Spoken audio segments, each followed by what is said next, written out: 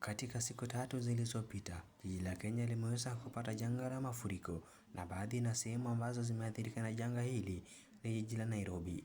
Jiji la Nairobi limeweza kurekodi idadi ya watu wengi ambao wamefariki kutokana na janga hili. Sasa ni kujaribu kuona hakikisha kwamba uwanja uko sawa.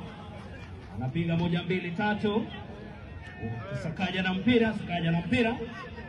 Anampigia mchezaji mwingine pale. Mchezaji wetu na mpira, Sakaja na mpira, Rais na mpira. Wow! Uwanja wetu kweli. Naona pia Prime TS iko pamoja nasi pale uwanjani.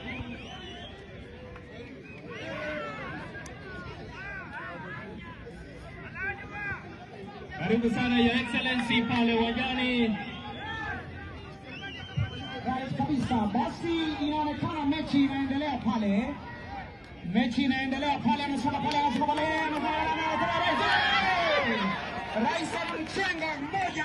Uwanja wa Kinyago ambao ulijengwa hivi majuzi katika eneo la Kamukunji, kaunti ya Nairobi, iliweza kufagiliwa na mafuriko na hata kupoteza kabisa jinsi ilivyokuwa hapo awali. Oza master. Ronga ngapi? Oya. I'm a baby. Yeah, baby.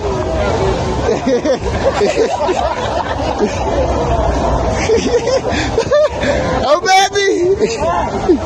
Oya.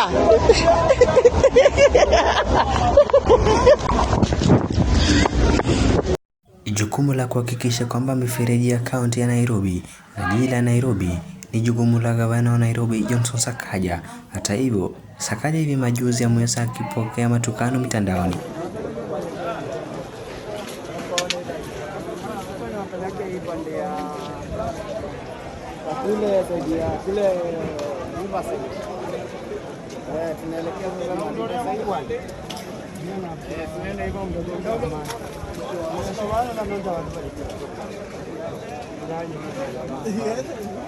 Gavana wa kaunti ya Nairobi Johnson Sakaja amekuwa wazi jinsi atakavyoweza kurekebisha shida hiyo katika kaunti ya Nairobi.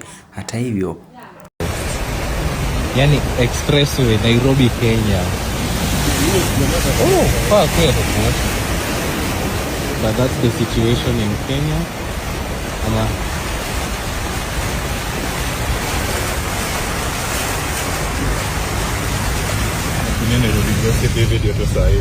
Wakenya katika tabaka mbalimbali wameweza kuathirika na janga hili. Wanabiashara wa magari, wanabiashara wa dukani na hata wapita njia waliweza kuathirika.